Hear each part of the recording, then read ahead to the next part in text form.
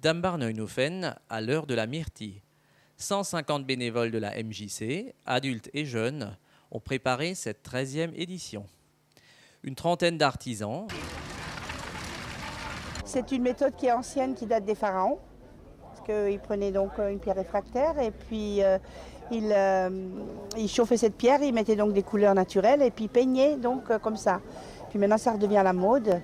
Je prends donc un fer à repasser, je fais fondre des bâtonnets de cire qui sont colorés et puis avec le fer je fais donc de l'abstrait ou alors des petits paysages. Des animations pour les enfants. Les 4 derniers du clown chocolat avant qu'ils partent à la maison. Et bien sûr, vente, cueillette et dégustation de myrtilles sous toutes ses formes. Du Far West au folklore martiniquais, la journée est internationale.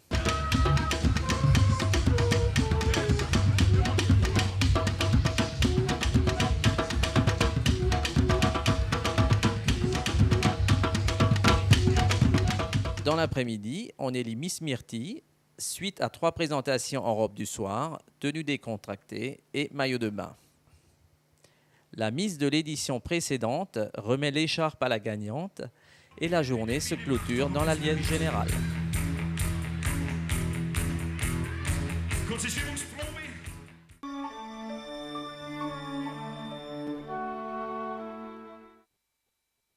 Regroupement de voitures anciennes à Niederbronn pour la 3e édition du concours d'élégance automobile. Organisée par le Lions Club, cette compétition juge les voitures sur 2 principaux critères. Nous avons dans notre manifestation 2 concours. Nous avons le concours de restauration. Il y a un jury qui va vérifier les véhicules, leur état, leur présentation, si tout est conforme à l'origine. Et ensuite, donc, nous avons le concours d'élégance où là, vous avez des gens qui font une présentation, qui présentent leur véhicule avec costume d'époque et autres. Dès le matin, nous organisons un rallye d'une 50aine de kilomètres dans l'arrière-pays. Ces passionnés se réunissent pour faire partager leur amour des belles carrosseries. De Porsche à Rolls-Royce, en passant par Porsche ou Citroën, de 1921 à nos jours, c'est un siècle d'automobile qui est présenté. Un esprit très familial. On se connaît, on se rencontre dans d'autres expositions. Nous avons un noyau d'habitués qui sont depuis le début, depuis l'origine de notre manifestation il y a 4 ans. Ils viennent avec plaisir ici à Niederbronn parce qu'il y a une bonne ambiance. Malgré la pluie, l'ambiance était chaleureuse. C'est une des plus anciennes voitures du concours, une Bugatti qui a emporté le cœur du jury.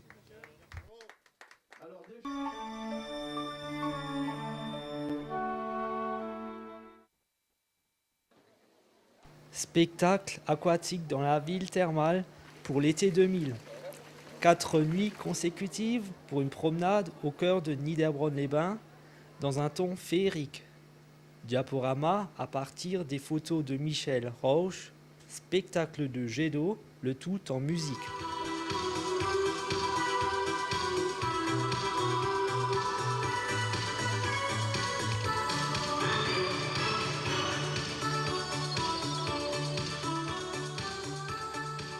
Au total, près de 4000 spectateurs ont assisté à ces balades, coordonnées par 5 techniciens. 4 nuits enchantées, clôturées chacune par un feu d'artifice, un régal pour les yeux.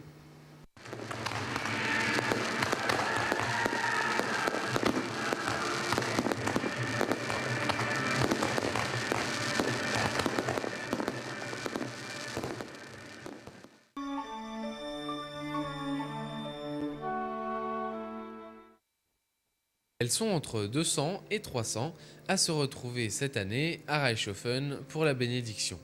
Ce sont bien sûr les motos, venues avec leurs propriétaires des 4 coins de l'Alsace pour ce rassemblement désormais immanquable.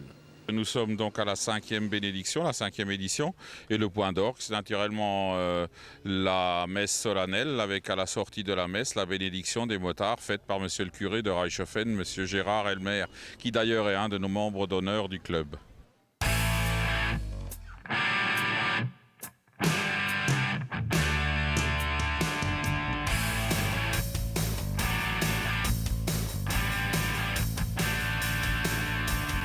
Le Coyote Moto Club organise la manifestation, mettant l'accent sur la bonne humeur. Bon, c'est d'abord une convivialité qui est la marque première de notre club. Ensuite, le fait de se retrouver et d'essayer de faire connaître un peu la région. Là-dessus se greffe aussi donc un repas de midi très convivial et une après-midi faite de jeux et de concours, donc de choses plutôt ludiques. Une bonne occasion de se découvrir ou d'affirmer une passion pour les deux roues, avec ou sans moteur.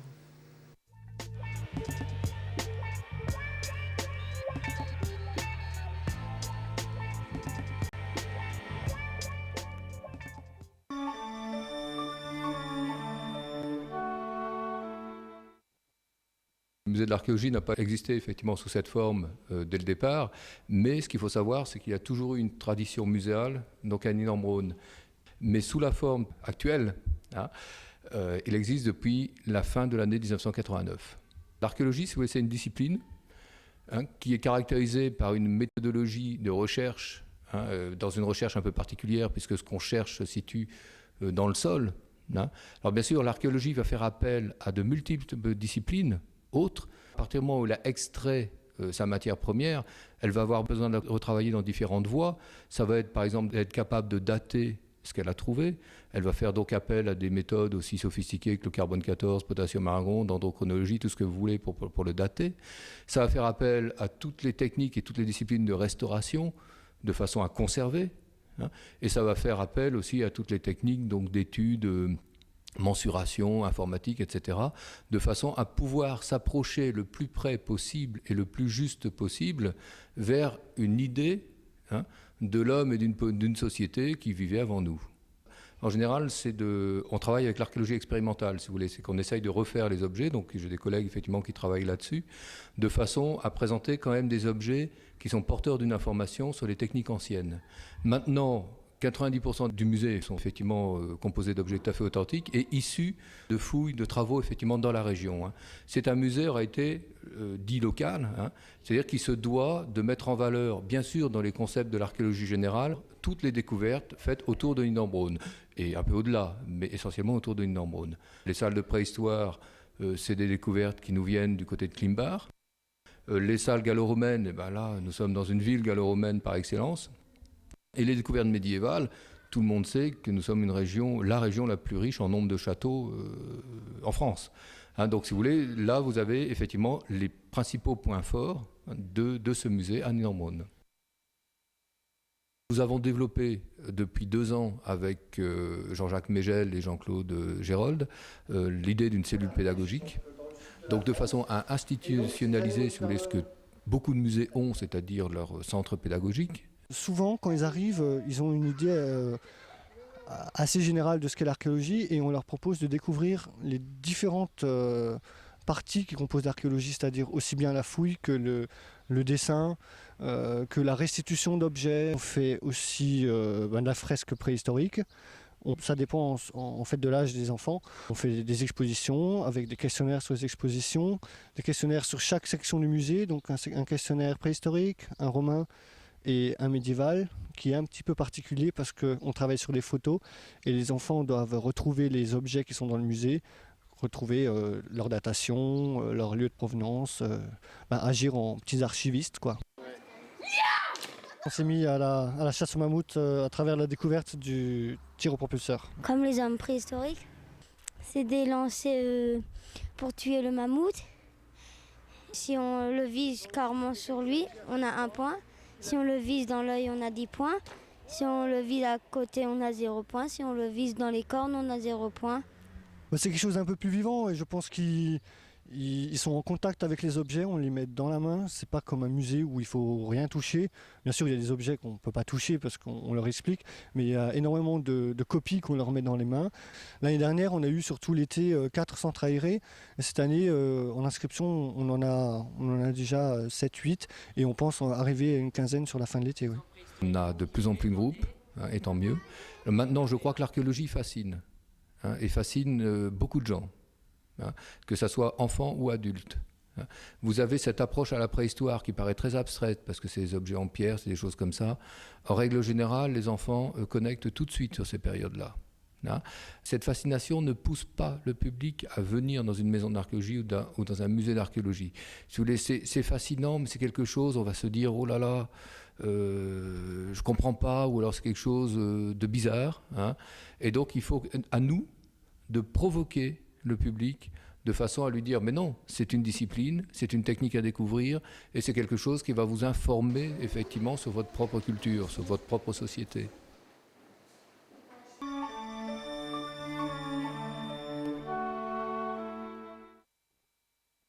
Nous voici arrivés au sommet du Steinkopf, monté assez rude effectivement, qui est l'un des 3 sommets qui se trouvent derrière le Windstein et qui dépasse les 500 mètres. Surmontée, comme très souvent dans la région, par une table rocheuse. Bon, elle n'est effectivement pas tellement importante du côté de l'importance de la masse rocheuse, mais par ailleurs, ce qui est surtout intéressant ici, c'est le polissoir qui se trouve sous son abri. Alors, comme le nom l'indique, le polissoir représente les traces laissées par le polissage d'outils ou d'armes à une certaine époque. Alors, on peut supposer qu'il s'agit là du néolithique. Ce polissoir du Steinkopf n'est pas un cas unique, loin de là, puisqu'on en dénombre environ 120 dans les Vosges du Nord. On peut les classer en 3 catégories. Alors bon, il y a le polissoir à caractère utilitaire, où l'on façonnait essentiellement donc les armes et les outils. Un polissoir ceux-là sont beaucoup plus rares, qui serait plutôt un calendrier préhistorique, suivant la direction et le nombre de stries qu'il représente. Et troisièmement, le polissoir à caractère culturel, comme celui que nous voyons ici au Steinkopf. Alors pourquoi un lieu de culte? Tout simplement parce que l'endroit ne se prêtait pas à un accès facile. C'est le sommet d'une colline qui effectivement est assez raide. Et deuxièmement, la configuration des stries, la représentation de certains symboles qui ont des rapports avec les astres essentiellement, permettent également de penser qu'il s'agit donc d'un polissoir de culte. Ce qui est surtout intéressant, c'est la forme des stries. Alors il y en a qui représentent par exemple des étoiles.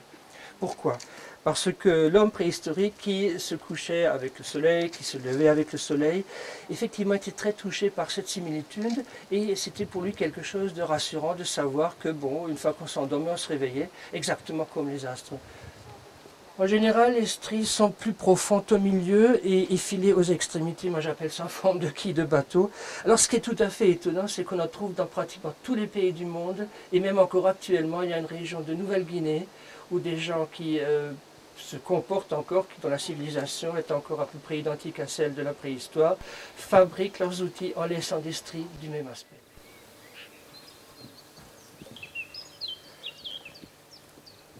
Donc une particularité de notre région, c'est quand même les polissoirs, parce qu'il faut savoir qu'on en trouve, pour le nord-est du moins de notre pays, que dans les Vosges du Nord, bien sûr aussi dans le sud du Palatinat, où il y a ces rochers gréseux. On pourrait citer 2 secteurs où ils sont les plus denses. Il s'agit de la région de Dambach, dans la vallée du Schwarzbach, et entre Philippsburg et Egelsart pour la vallée du Falkensteiner Bach. Quant aux polissoirs de culte, ils sont beaucoup moins nombreux, donc celui-ci, au Steinkopf. Il y en a également à proximité au Lindenberg, et puis du côté de Obersteinbach à L'arnsberg. Quand on parle culte, c'est vrai qu'on pense aussi très souvent à cupule, mais ce sera peut-être pour une autre fois.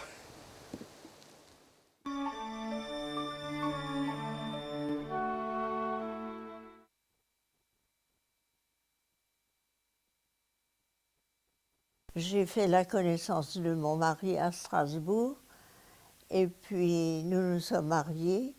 Nous avons eu 3 enfants, 7 petits-enfants et 7 arrière-petits-enfants. Nous avons vu construire la source, reconstruire le grand hôtel. Et petit à petit, Niederbronn s'est développé.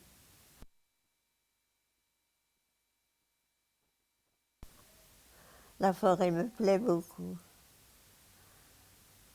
Et notre idée était de sortir en forêt et d'aller nous promener. Nous n'avions sans cela pas d'autres distractions. Pas de casino, pas de sport, rien. Pas de piscine. Ce qui a été mon rêve. Moi, je rêvais toujours d'une piscine pour mes enfants, au moins pour moi-même, et plus tard pour mes enfants. Et la piscine est venue trop tard. Oh là, ça j'en sais rien. Je suis peu sortie de la maison et j'ai vécu une vie très normale. Pour arriver jusqu'à 100 ans, je ne peux pas dire.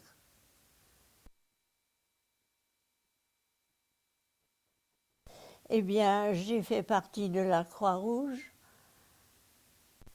J'étais longtemps vice-présidente.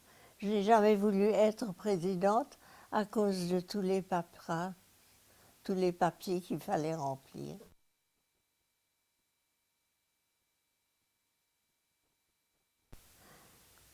Nous avons fait l'inauguration de la Société des Nations avec tout le cortège qui allait et qui sortait de la salle de la Réformation et allait au temple à travers la rue.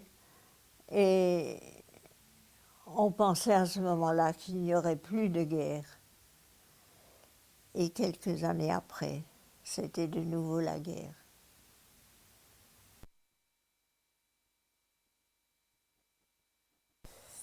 Mais je ne peux plus marcher, je ne peux plus marcher seule. Il me faut toujours une compagnie, ce qui fait que je ne peux plus sortir. Je souhaite à personne de devenir aussi âgé que moi. Parce que être dépendant, c'est une lourde charge. Et c'est une leçon d'humilité.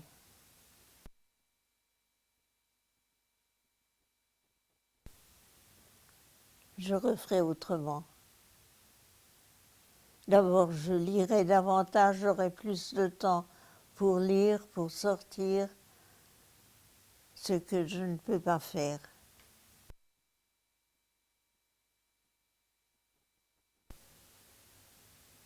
Voir plus de choses, non.